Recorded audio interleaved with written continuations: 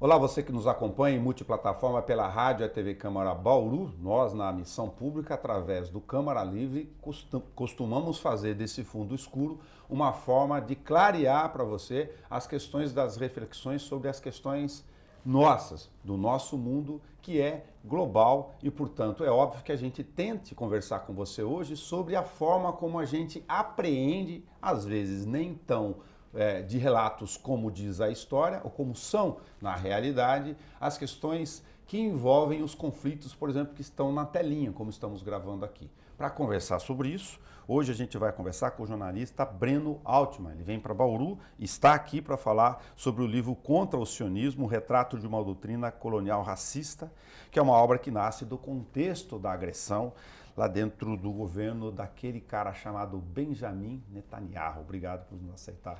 Obrigado pelo convite, um prazer, uma honra estar aqui conversando com você. Nós estamos numa missão pública aqui, como jornalista, com os nossos conflitos internos. E eu comentei isso para tentar apropriar o seu Opera Mundi aqui conosco, que nós temos expressões que estão todos os dias, né?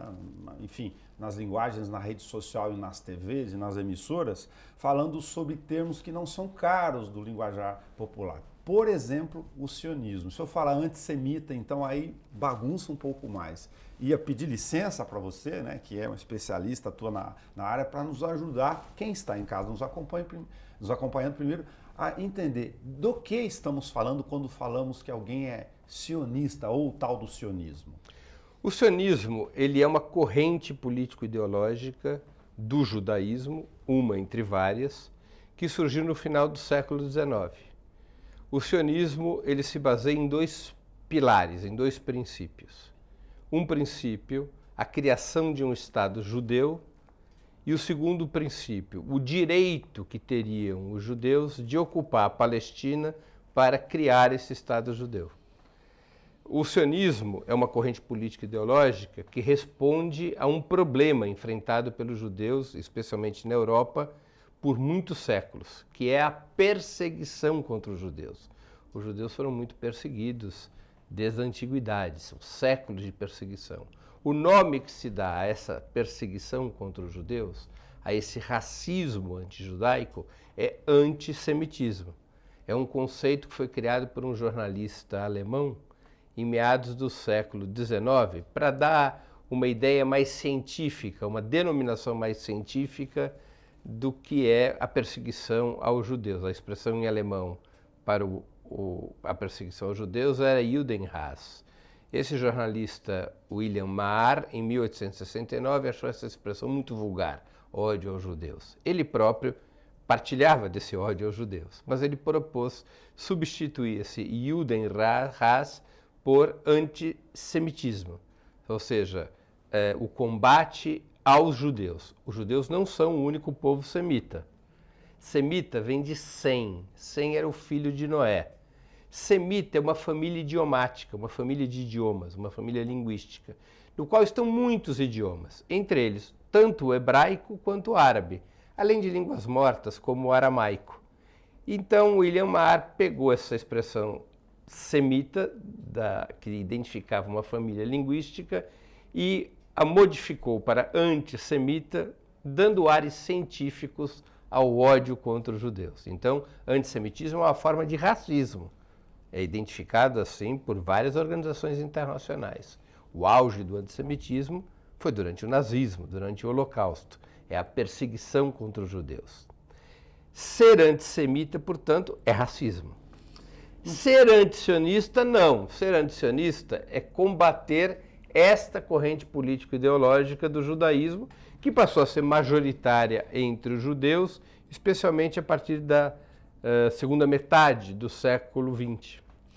Então eu convido o senso comum a tentar, e você me corrige se estiver inapropriado, de que se você olhar para o caso talvez mais fácil de compreensão popular, que eu me refiro ao senso comum, quando olha para a questão de Hitler e Alemanha, fica mais fácil de tentar fazer uma certa analogia.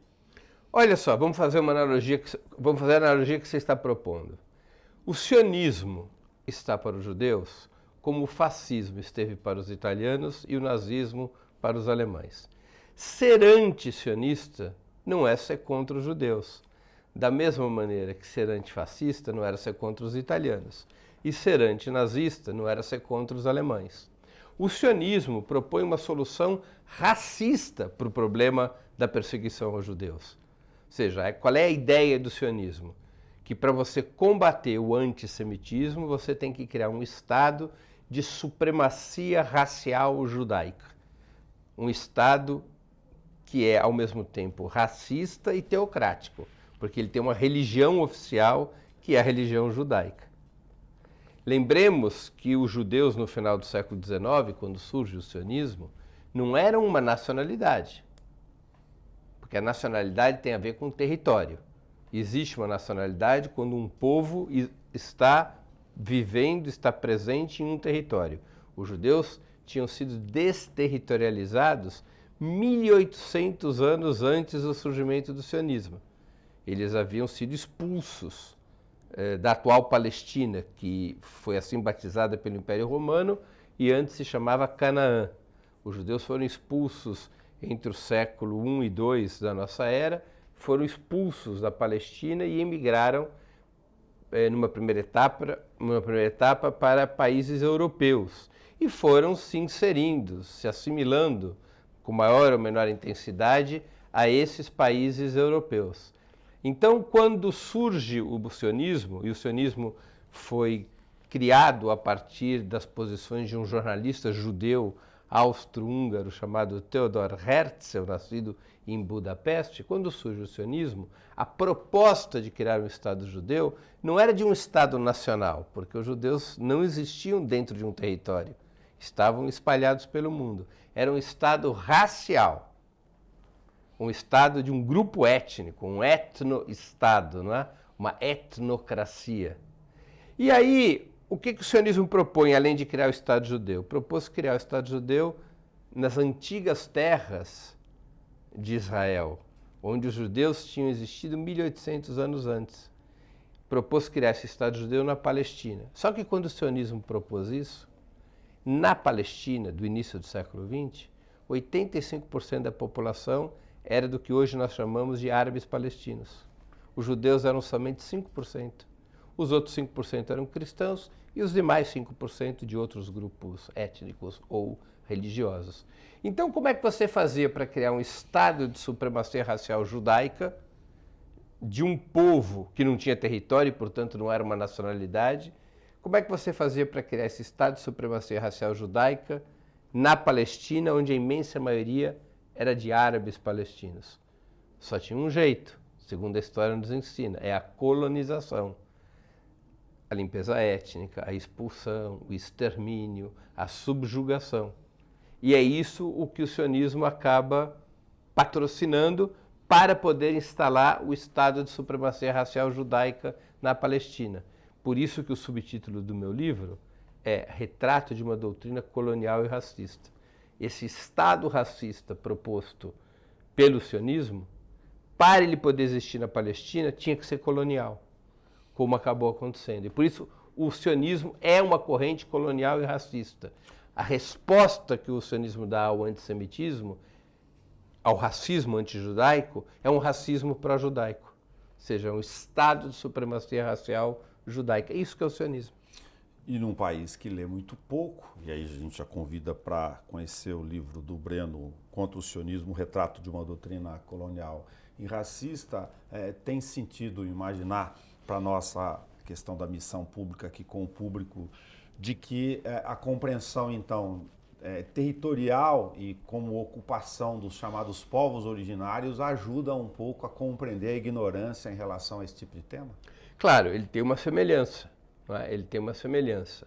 O sionismo, como projeto colonial, ele tem uma origem fundamentalmente europeia, ou seja, a vanguarda do sionismo é constituída por euro-judeus, por judeus de origem europeia, que não tinham qualquer vínculo há centenas de anos com a Palestina, e eles são uma força de ocupação, que acaba deslocando, expulsando, matando, submetendo o povo originário daquela região. É claro, em termos bíblicos ou em termos históricos de longuíssimo prazo, você poderia dizer que os judeus também são um povo originário daquele território.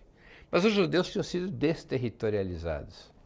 Esse é um fato histórico. Sim. Não é? Os judeus praticamente haviam deixado de existir na Palestina há muitos séculos. Enquanto que o que hoje nós chamamos de árabes palestinos ocupam a Palestina, passam a viver na Palestina a partir do entre o século 8 e 9 da nossa era. Então, o povo árabe palestino era majoritário naquela região há mais de 10 séculos, quando surge o sionismo. Enquanto que os judeus estavam expulsos daquela região há 18 séculos. Fundamentalmente, é possível identificar, portanto, que os árabes palestinos são o povo originário, são os povos indígenas daquele território.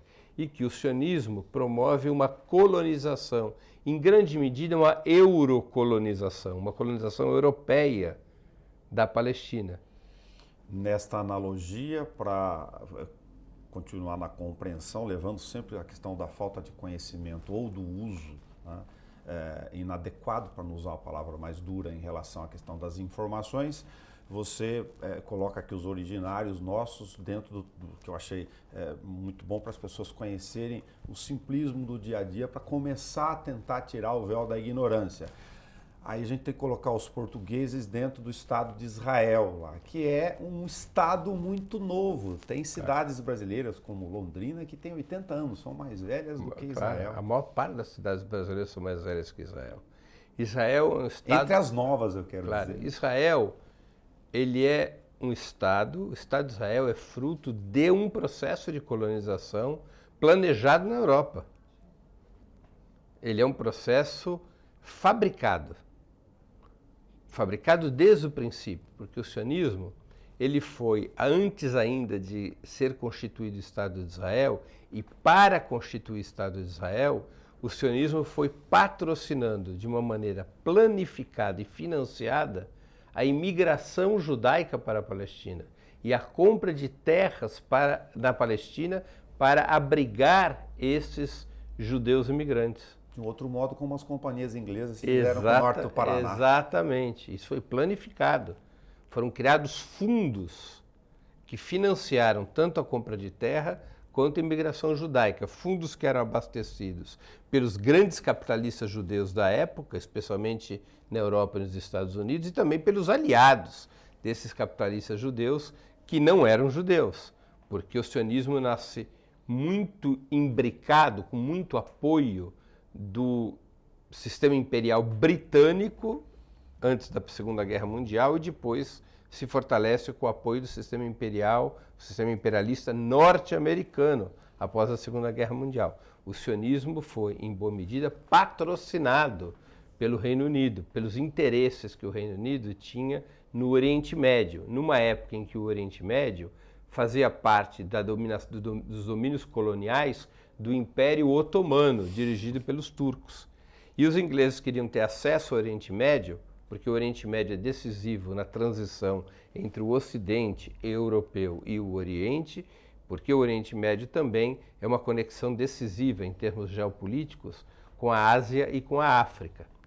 O Império Britânico também queria ter acesso ao Oriente Médio, que estava sob o controle do Império Otomano, por uma razão energética. Nos últimos 25 anos do século XIX, já estava descoberta uma nova fonte de energia e já vinha sendo explorada, que era o petróleo.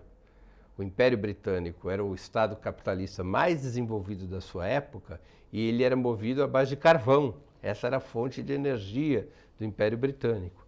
E a transição energética do carvão para o petróleo, já se sabia, no final do século XIX, daria uma produtividade à economia capitalista muito maior. E o Reino Unido queria acesso às fontes de petróleo. Onde é que estavam as fontes de petróleo? Nos Estados Unidos. E essa é uma das razões pelas quais os Estados Unidos se transformaram no país capitalista mais desenvolvido no século XX, graças às suas gigantescas fontes de petróleo.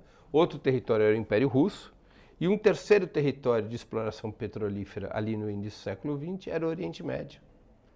Então o Reino Unido queria uma cabeça de ponte ali no Oriente Médio, uma maneira de enfraquecer o Império Otomano e ter acesso aos territórios árabes do Império Otomano, porque os territórios árabes do Império também estavam nos domínios coloniais do Império Otomano.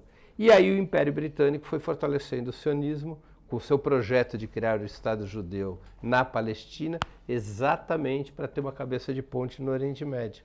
Então é claramente um projeto colonial dentro dos interesses, inserido nos interesses do imperialismo britânico numa primeira etapa.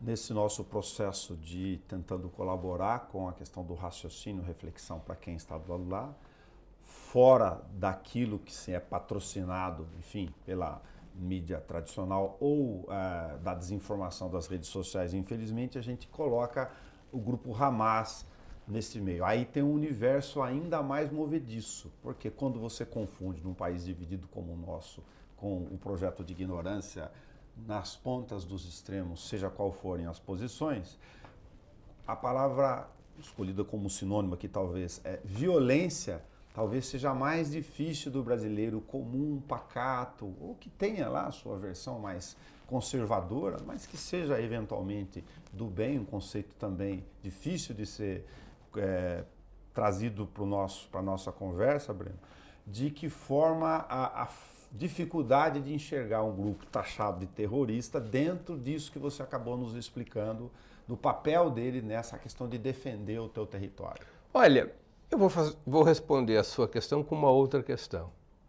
Como é que historicamente os povos colonizados reagiram aos estados coloniais?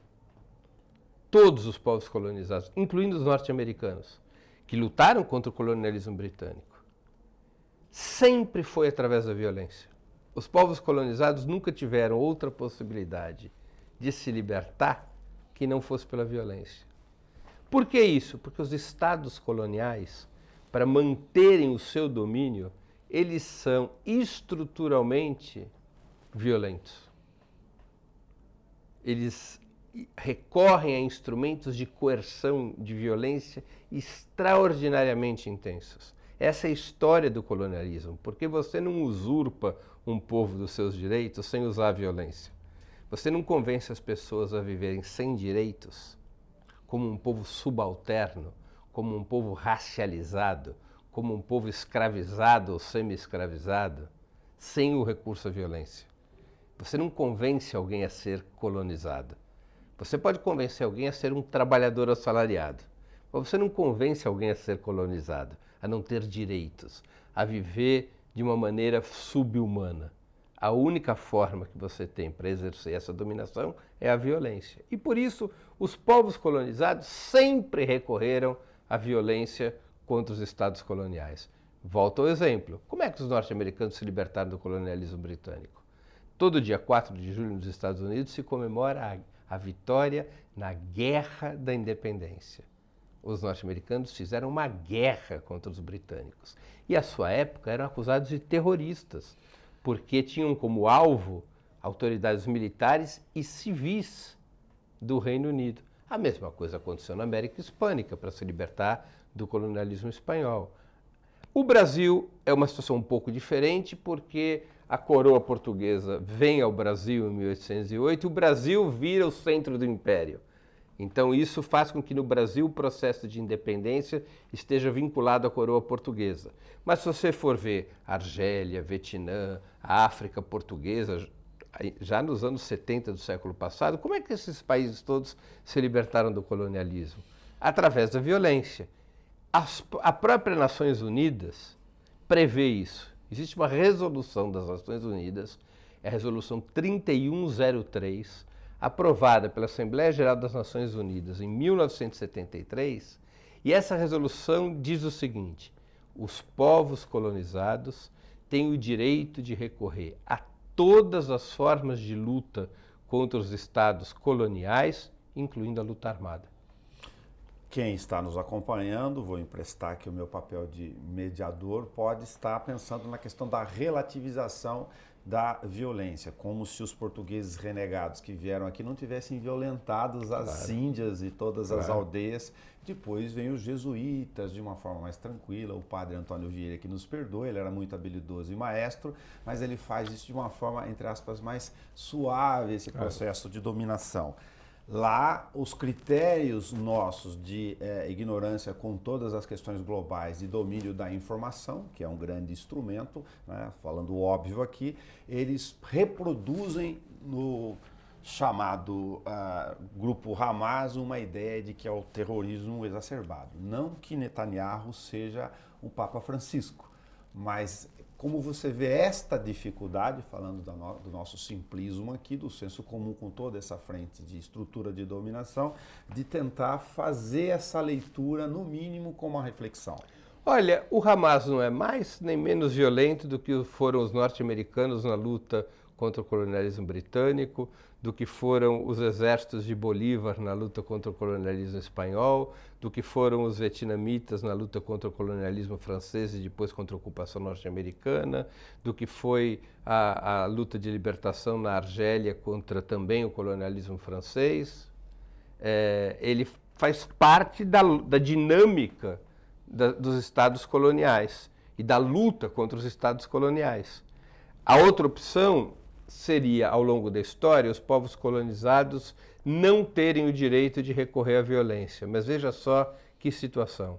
Como os estados coloniais são naturalmente violentos, se os povos colonizados renunciam à violência como instrumento de luta contra a colonização, qual seria o seu destino? Viverem eternamente colonizados? Isso não é uma violência muito pior, porque é a violência do opressor? Então, o Hamas não tem maior ou menor taxa de violência do que esses outros exemplos que eu citei.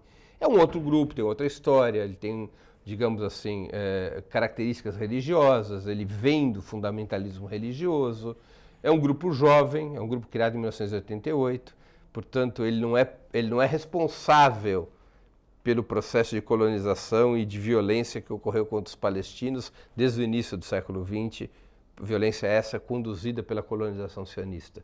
O Hamas é uma resposta à colonização sionista.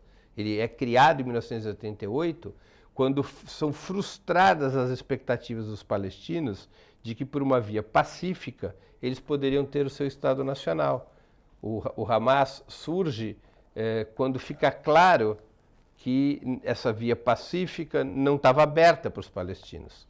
E o Hamas ganha mais força ainda quando, depois dos palestinos terem aceito a via pacífica, com os acordos de Oslo em 1993, esses acordos são frustrados pelos governos israelenses. E aí o Hamas ganha mais força e ganha eleições, né, nos territórios palestinos e assim por diante, né? Então, o que existe, na minha opinião, na minha análise, é um processo de vilanização do Hamas nos grandes monopólios de comunicação, na oratória, no discurso do regime sionista e dos seus aliados, para bloquear qualquer movimento que leve à desestabilização do colonialismo sionista na Palestina.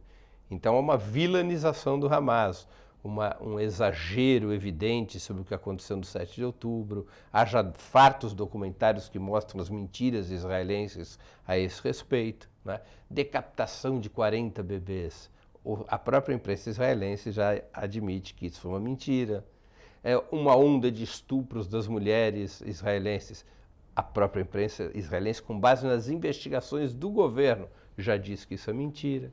É claro que houve violência no 7 de outubro, e é claro que morreram civis no 7 de outubro, e aí me parece evidente que também tem havido violação de direitos humanos no 7 de outubro, não é? Como é próprio de qualquer processo de violência. Não existe violência limpa, né? A violência é um processo muito traumático. Agora, quando os povos não têm outra alternativa, o que eles devem fazer?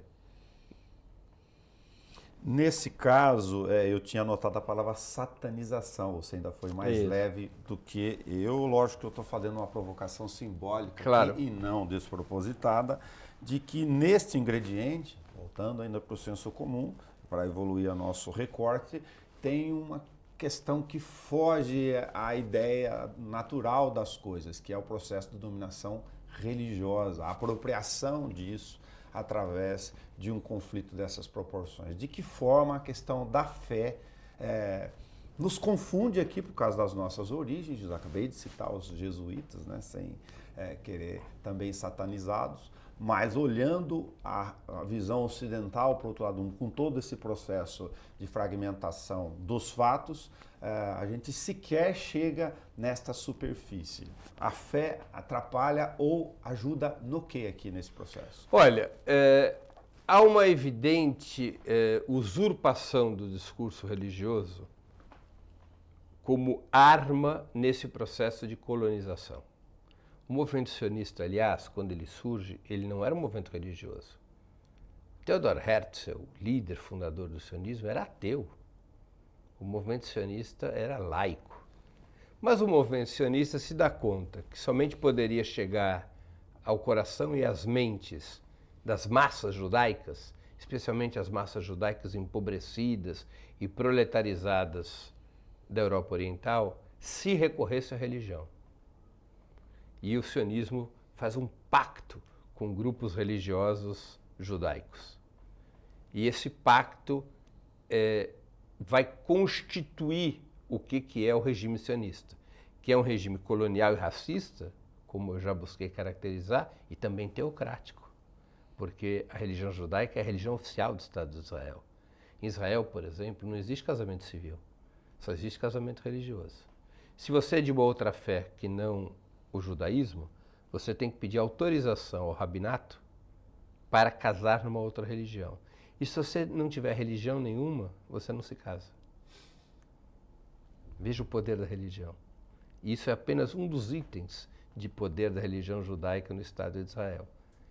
Sendo que o Estado de Israel tem pelo menos 21% da sua população de árabes israelenses, que são os palestinos que continuaram a viver nas fronteiras israelenses depois de 1948, quando é fundado o Estado de Israel.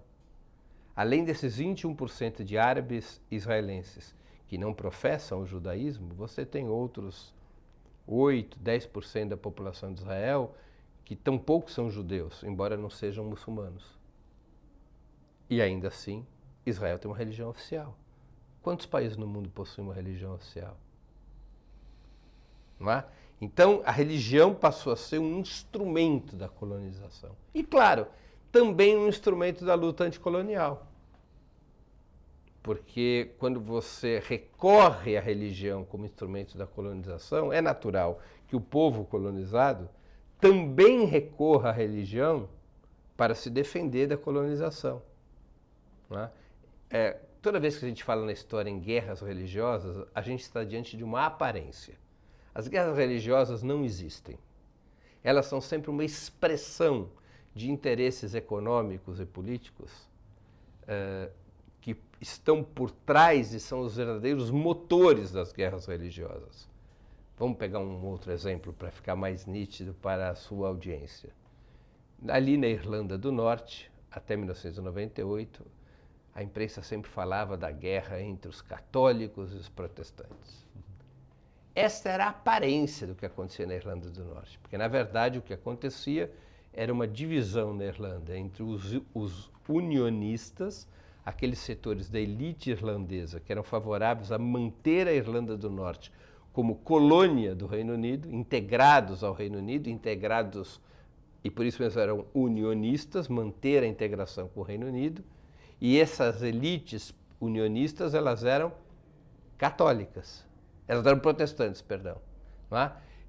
E havia uma outra parte da Irlanda que era separatista, que queria a independência em relação ao Reino Unido e a possibilidade de se fundir com a República da Irlanda, que já havia conquistado sua independência no século XX, no início do século XX.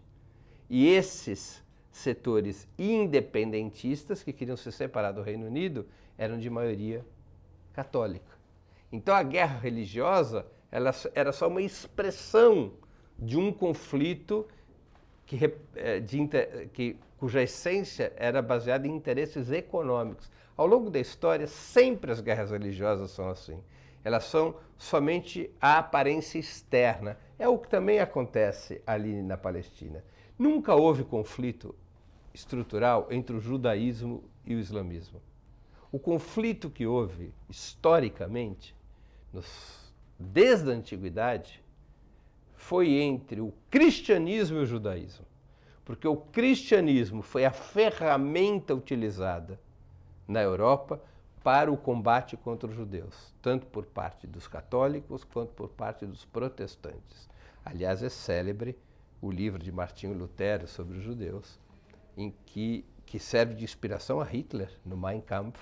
Hitler se apropria de muitas das ideias e frases de Martinho Lutero, lembrando sempre que o luteranismo é a versão protestante majoritária na Alemanha, se apropria das ideias de Martinho Lutero para construir sua teoria racista antijudaica. O catolicismo também, na Inquisição, um dos objetivos da Inquisição era a perseguição aos judeus. A Inquisição foi instaurada no século XVI e tinha esse objetivo. O islamismo também foi combatido pelo cristianismo, especialmente na Península Ibérica e nas Cruzadas. E o judaísmo e o islamismo foram aliados historicamente, até porque o islamismo mais poderoso acolheu os judeus quando os judeus foram expulsos da Europa, expulsos para o norte da África ou para os territórios árabes do Império Otomano. Os judeus foram acolhidos pelos muçulmanos, eram aliados no combate às forças que se faziam representar pelo cristianismo. Lá na Palestina, antes de surgir o sionismo, judeus, muçulmanos e também cristãos viviam em harmonia. Nunca houve um conflito religioso. O conflito foi introduzido pelo projeto sionista. É a partir do projeto sionista que nasce o conflito, que ganharia uma expressão religiosa em certa medida. Mas, evidentemente, o que nós temos ali não é uma guerra religiosa. Pedindo desculpas pela proporção e o raciocínio aqui do nosso recorte, de que forma, depois de estudar isso tudo, está ao lado judeu, analisando, né, das suas origens nessa história, se esse processo, se é muito satanismo de minha parte imaginar que esse processo de divisionismo através de religiões pentecostais ou mais fundamentalistas, aqui usando essa expressão talvez fora do contexto no Brasil, possa ser uma estrutura de poder pensando paralelamente, guardadas as proporções, no mesmo sentido de se estabelecer das nossas divisões aqui. Olha, eu acho que nós podemos encontrar na história uma certa lógica, uma certa constância de grupos de poder, de classes e grupos, de recorrerem à religião como instrumento de luta e poder político. Isso não é uma novidade, isso é muito antigo. Tá? Nós temos vivido isso em vários países e também no Brasil.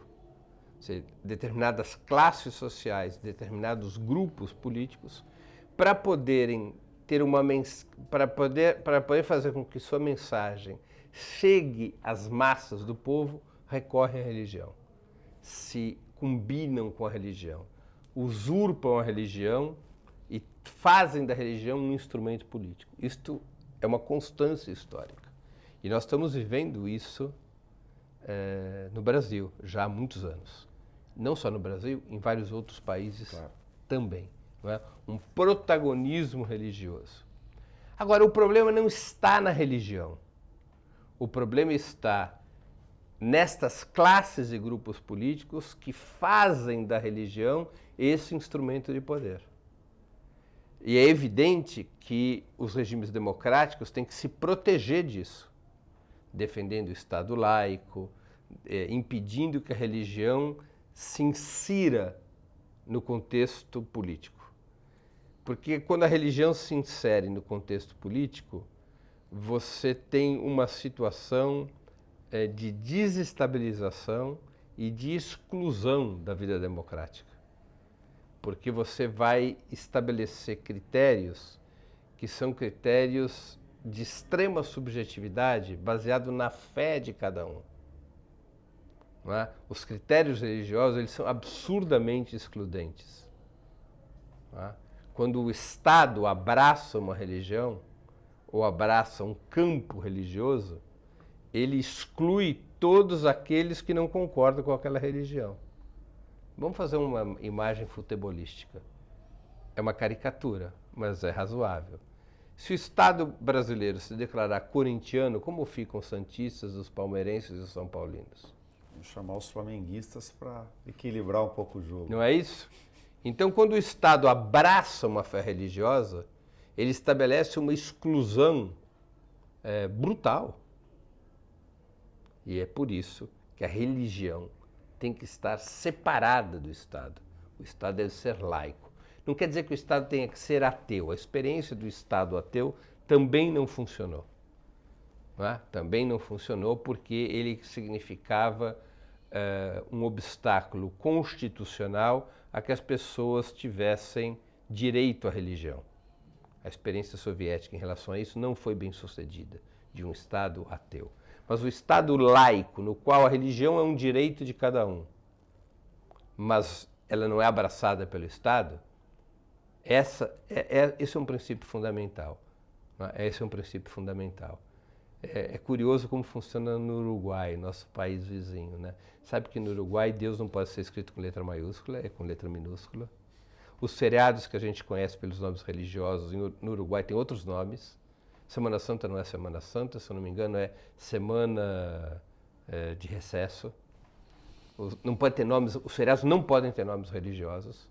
No Uruguai nenhum feriado tem nome religioso. É um Estado laico radical. A religião totalmente afastada. A religião tem que ser igual aos clubes de futebol. Cada um tem o seu. E pode também não ter nenhum. Você não é obrigado a torcer para um clube de futebol. Você não é obrigado a ter uma religião.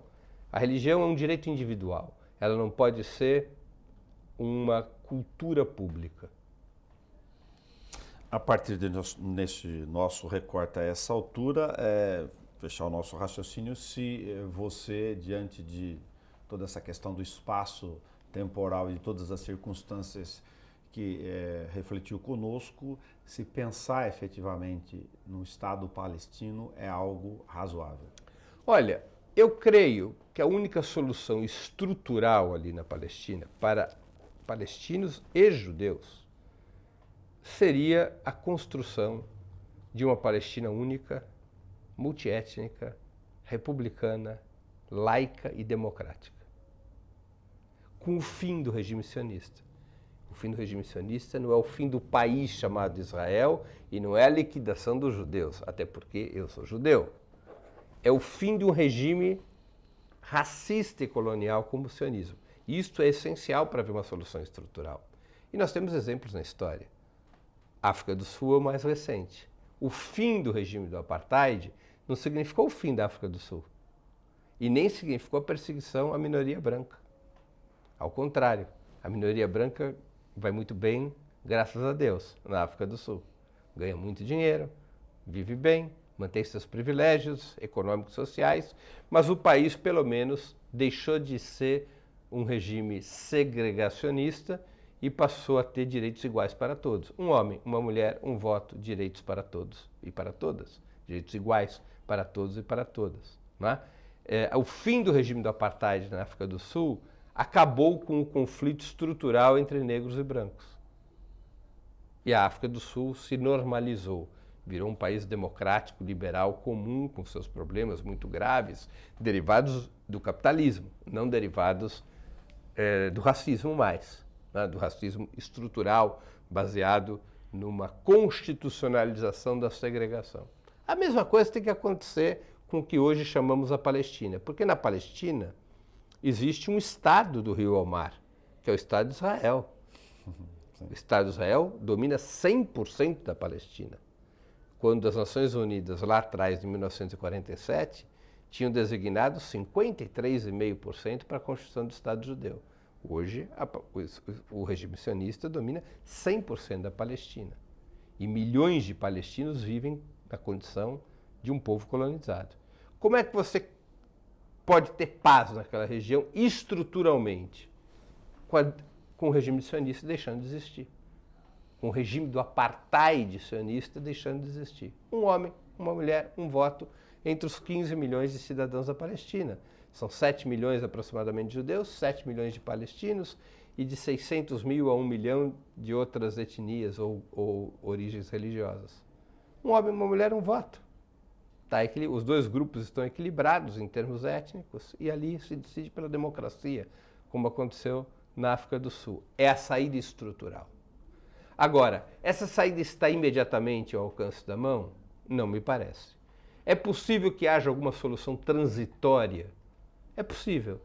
É possível que nós tenhamos, durante um certo tempo histórico, no que depender das lideranças palestinas e de determinados atores internacionais, incluindo a própria ONU, é possível que nós tenhamos como solução transitória um Estado palestino convivendo ao lado de um Estado de Israel ainda sob domínio do regime sionista. Essa solução tiraria os palestinos do atual estágio colonizado para um estágio mais organizado, com o direito de ter seu próprio Estado. Agora, essa solução é estável e sustentável? Na minha opinião, não. Porque enquanto existiu o regime sionista, primeiro, enquanto existiu o regime sionista, eu não vejo qualquer possibilidade de existência do Estado palestino.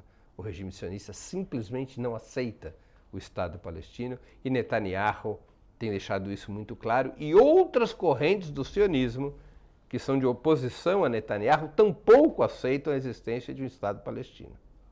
O regime sionista nunca, nenhuma corrente sionista jamais efetivamente aceitou, nenhuma corrente expressiva do sionismo, jamais efetivamente aceitou o direito dos palestinos em constituírem seu próprio Estado. Falam disso, mas são palavras ao vento, para ganhar tempo.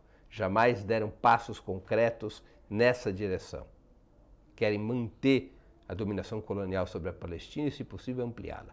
Esse é o objetivo estrutural do sionismo. Então, pode ser que se vá a uma solução provisória desse tipo, em determinadas circunstâncias, que venha a se constituir um Estado palestino soberano ou com relativa soberania, mas o regime sionista sempre ameaçará esse Estado palestino. Nunca será uma solução sustentável e nunca trará paz enquanto existir o regime sionista. E isto significa que para a emancipação dos palestinos é necessário o fim do regime sionista. Não é, repito, o fim do Estado de Israel, não é o fim de um país, não é o fim de um povo, do povo judeu israelense, do povo judaico israelense, mas o fim do regime sionista, como foi necessário o fim do regime do apartheid na África do Sul para que os negros tivessem direito à autodeterminação. E digo mais, o fim do regime sionista é essencial para os judeus, porque os crimes que são hoje cometidos por Benjamin Netanyahu, que estão ali na Corte Internacional de Justiça sendo julgados, esses crimes cometidos pelo governo Netanyahu, crimes de genocídio contra o povo palestino, hoje recaem sobre as costas de todos os judeus do mundo, e não apenas dos sionistas, porque o sionismo foi muito eficaz em estabelecer uma equiparação entre sionismo e judaísmo, de tal maneira que todos os crimes cometidos pelos regimes sionistas são vistos por boa parte da opinião pública mundial como crimes cometidos pelos judeus. E esta é hoje a principal fonte da nova onda de antissemitismo que vai surgindo. É uma onda de antissemitismo provocada pelo ódio e pelo nojo aos crimes genocidários do Estado de Israel. Para que os judeus não sejam vítimas de uma nova onda de antissemitismo, é necessário esmagar o ovo da serpente, a origem dessa nova onda antissemita, que está na existência do regime sionista. Beno Altman, muito obrigado por ter prestado um pouco do teu tempo, bom retorno, bem-vindo a Bauru, para a gente ter conversado aqui nesse fundo escuro, como disse, com certa opção de clarividência, não só para o seu emissora de missão pública, mas ter ajudado as pessoas a refletirem, talvez um jornalismo anti-sionista aqui mais claro do que a gente possa sugerir a você. Muito obrigado pela oportunidade dessa conversa, pela honra, pelo prazer de bater um papo aqui na TV Câmara. Obrigado a você que nos acompanha pelo Câmara Livre multiplataforma. Você sabe que pode encontrar esse documento, que é um documento público, é um arquivo que faz parte da nossa história da rede pública legislativa para você assistir a hora que você quiser. É só ir no YouTube.